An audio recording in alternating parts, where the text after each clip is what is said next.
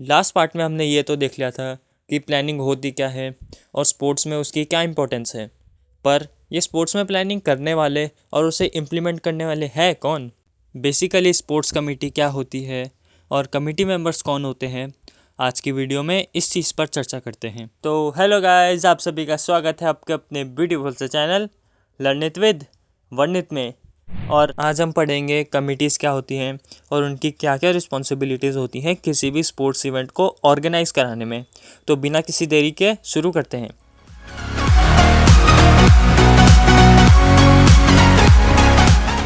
अब आपके घर में कभी ना कभी तो किसी की शादी हुई होगी और आपने ये भी देखा होगा कि शादी ऐसे तो हो नहीं जाती, उसमें भी बहुत सारे काम होते हैं जिसे आप अकेले तो कर नहीं सकते। जब पूरा परिवार मिलकर आपस में काम बांट के करता है तभी शादी अच्छे से हो पाती है। अब इस एग्जांपल को स्पोर्ट्स में लेके चलते हैं। जैसे कोई भी बड़ा स्पोर्ट्स इवेंट होता है, उसे एक आदमी तो कर नहीं सकता, कई लोग मिल के करते हैं तभी वो इवेंट प्रॉपर वे में कंप्लीट हो पाता है। जो लोग स्पोर्ट्स इवेंट ऑर्गेनाइज कराते हैं उनके ग्रुप को कहते हैं स्पोर्ट्स कमेटी और उन लोगों को कहते हैं कमेटी मेंबर्स। जो सबसे पहली कमेटी बनती है वो होती है जनरल कमेटी, जिसका मेन रोल है ये इंश्योर करना कि स्पोर्ट्स इवेंट बेस्ट वे में कंप्लीट हो। एग्जाम्पल के लिए ओलंपिक्स एक मल्टी स्पोर्ट्स इवेंट है जिसमें जो सबसे पहली और टॉप कमेटी होती है वो है IOC, इंटरनेशनल ओलंपिक कमेटी, जिसमें हर एक स्पोर्ट्स एसोसिएशन का एक एक रिप्रेजेंटेटिव मेंबर होता है। इस जनरल कमेटी का हेड होता है एडमिनिस्ट्रेटिव डायरेक्टर, जिसके अंडर एग्जीक्यूटिव कमेटी अपना वर्क करती है। एग्जीक्यूटिव कमेटी का रोल है अलग अलग टास्क के अकॉर्डिंग अलग अलग कमेटीज फॉर्म करना और उनमें काम डेलीगेट या डिस्ट्रीब्यूट करना। अब एग्जीक्यूटिव कमेटी के अंदर जितनी भी कमेटीज़ बनती है उन्हें समझते हैं। तो सबसे पहली कमेटी है पब्लिसिटी कमेटी। नाम से ही समझ आ रहा है, पब्लिसिटी कमेटी का काम है इवेंट्स को पब्लिसाइज करना, मतलब लोगों तक पहुंचाना। अब जैसे आपने टीवी में इतने एड्स देखे होंगे, चाहे IPL मैचेस के, ICC इवेंट्स के या मोस्ट रिसेंटली ओलंपिक्स के, वो एड्स हम तक पहुंचाने का काम है पब्लिसिटी कमेटी का। अगली कमेटी है ट्रांसपोर्टेशन कमेटी। इसका मेन रोल है प्लेयर्स या फिर टीम्स को ट्रांसपोर्टेशन की फैसिलिटीज़ प्रोवाइड कराना। अब इसका मतलब ये कि प्लेयर्स या फिर टीम्स को उनके रहने की जगह या रिस्पेक्टिव स्पोर्ट्स वेन्यू तक पहुंचाने का काम ट्रांसपोर्टेशन कमेटी का होता है। अगली कमेटी है बोर्डिंग एंड लॉजिंग कमेटी। इसका मेन रोल है प्लेयर्स या फिर टीम्स को उनकी रहने की जगह प्रोवाइड कराना। फोर्थ कमेटी है डेकोरेशन एंड सेरेमनी कमेटी। इसका मेन रोल है स्टेडियम्स या वेन्यूज़ में सारी नेसेसरी डेकोरेशंस करना, ओपनिंग, क्लोजिंग या विक्ट्री सेरेमनी के लिए सारी अरेंजमेंट्स करना और ट्रॉफीज़, मेडल्स या फिर सर्टिफिकेट्स के लिए अरेंजमेंट करना। नेक्स्ट कमेटी है ग्राउंड्स एंड इक्विपमेंट कमेटी। इसका काम है ग्राउंड्स और ट्रैक्स को प्रिपेयर करना और अलग अलग स्पोर्ट्स के अकॉर्डिंग इक्विपमेंट्स अरेंज करना। तो सिक्स्थ कमेटी है committee for refreshment and entertainment. इसका मेन रोल है गेस्ट्स, ऑफिशियल्स और कॉम्पिटिटर्स को रिफ्रेशमेंट्स या फिर ड्रिंक्स प्रोवाइड करना। साथ ही ओपनिंग और क्लोजिंग सेरेमनी में जितने भी एंटरटेनमेंट प्रोग्राम्स होते हैं उनकी नेसेसरी अरेंजमेंट करना ये कमेटी का काम है। नेक्स्ट कमेटी है रिसेप्शन कमेटी। इसका मेन रोल है चीफ गेस्ट को, बाकी गेस्ट को या फिर स्पेक्टेटर्स को ओपनिंग और क्लोजिंग सेरेमनी के दौरान या फिर टूर्नामेंट के दौरान वेलकम करना। तो नेक्स्ट कमेटी है committee of entries and programmes. इसका काम है टीम्स को टाइम पे एंट्री फॉर्म्स भेजना, नंबर ऑफ कॉम्पिटिटर्स डिसाइड करना और गेस्ट और स्पेक्टेटर्स के लिए सीट्स अरेंज करना। इन सब के अलावा ये कमेटी टीम्स के लिए फिक्सर्स भी प्रिपेयर करती है। नाइन्थ कमेटी है कमेटी फॉर ऑफिशियल्स। इस कमेटी का मेन पर्पज़ है वेरियस ऑफिशियल्स को रिक्रूट करना, जैसे रेफरीज को, जजेस को, स्कोर रिकॉर्डर्स को, स्कोर ट्रैकर्स या फिर कोई और ऑफिशियल हर गेम के अकॉर्डिंग। तो अगली कमेटी है अनाउंसमेंट कमेटी।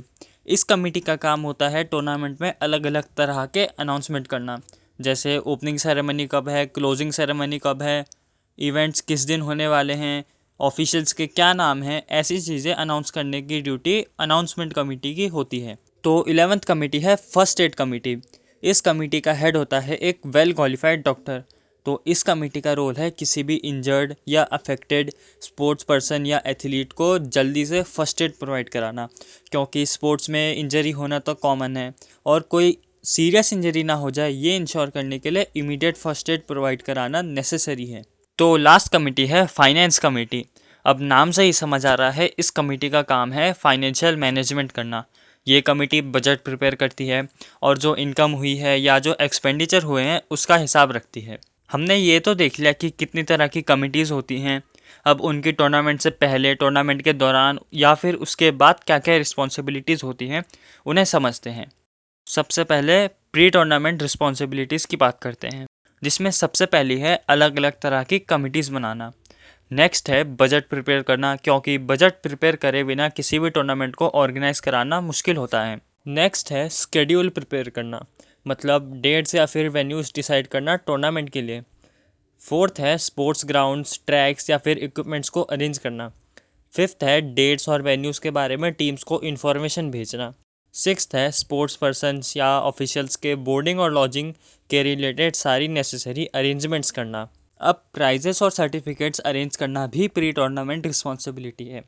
नेक्स्ट है टीम्स को टाइम पे एंट्री फॉर्म्स भेजना और उन्हें टाइम पे कलेक्ट करना, ताकि फिक्सर्स को टाइम से प्रिपेयर करा जा सके। ये तो हो गई प्री टूर्नामेंट रिस्पॉन्सिबिलिटीज़ की बात। अब बात करते हैं ड्यूरिंग टूर्नामेंट रिस्पॉन्सिबिलिटीज़ की। तो सबसे पहले है to ensure proper arrangement during inauguration, मतलब इनॉग्रेशन के दौरान जितनी भी अरेंजमेंट होती है वो प्रॉपर वे में हो सके, ये इंश्योर करना। अगला है ये चेक करना कि जो भी ग्राउंड्स या फील्ड्स है वो प्रॉपरली मेंटेन रहे। नेक्स्ट रिस्पॉन्सिबिलिटी है ये इंश्योर करना कि टूर्नामेंट्स या इवेंट्स शेड्यूल के अकॉर्डिंग ऑर्गेनाइज किए जाएं। अगला है प्लेयर्स और ऑफिशियल्स को प्रॉपरली रिफ्रेशमेंट प्रोवाइड कराना। जो टूर्नामेंट प्रोग्रेस कर रहा है उसकी नेसेसरी इन्फॉर्मेशन प्रोवाइड कराना भी एक ड्यूरिंग टूर्नामेंट रिस्पॉन्सिबिलिटी है। नेक्स्ट है इंजर्ड स्पोर्ट्स पर्सन्स या फिर एथलीट्स को टाइम पर फर्स्ट एड प्रोवाइड कराना। रिकॉर्ड्स के लिए स्कोर शीट्स बनाना भी एक ड्यूरिंग टूर्नामेंट रिस्पॉन्सिबिलिटी है। अगला है मीडिया को अपडेट्स प्रोवाइड कराते रहना टूर्नामेंट से रिलेटेड। और जो सबसे मेन ड्यूरिंग टूर्नामेंट रिस्पॉन्सिबिलिटी है वो है पूरे टूर्नामेंट को प्रॉपर डिसिप्लिन के साथ कंडक्ट कराना। अब लास्ट में ज़रा पोस्ट टूर्नामेंट रिस्पॉन्सिबिलिटीज़ देखते हैं। तो इसमें सबसे पहला है प्राइजेस और सर्टिफिकेट्स देना विनर्स को। नेक्स्ट है सारे रिजल्ट्स और बाकी नेसेसरी इन्फॉर्मेशन प्रोवाइड कराना मीडिया को। सिक्योरिटी फंड्स प्रोवाइड कराना डिपार्टिंग टीम्स को भी एक पोस्ट टूर्नामेंट रिस्पॉन्सिबिलिटी है। नेक्स्ट है सारे रिकॉर्ड फाइल्स कलेक्ट करना स्पोर्ट्स टूर्नामेंट से रिलेटेड फ्यूचर यूज़ के लिए। नेक्स्ट है ऑफिशियल्स या अदर कंसर्न पर्सन्स को टाइम पर पेमेंट प्रोवाइड कराना।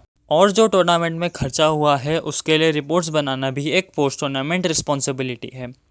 लास्टली चीफ गेस्ट को या फिर जो दूसरे गेस्ट आए हैं उन्हें मोमेंटोस प्रोवाइड कराना भी एक पोस्ट टूर्नामेंट रिस्पॉन्सिबिलिटी है।